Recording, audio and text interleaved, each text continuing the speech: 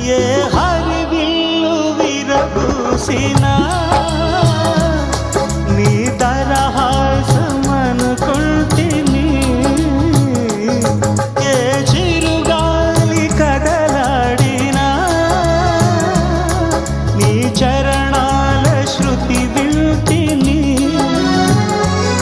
నీ ప్రతి రాకలో ఎన్ని శశిరేఖలో, నీ ప్రతి రాకలో ఎన్ని శశిరేఖలో, నిన్ను చూడకనే ఉండలే.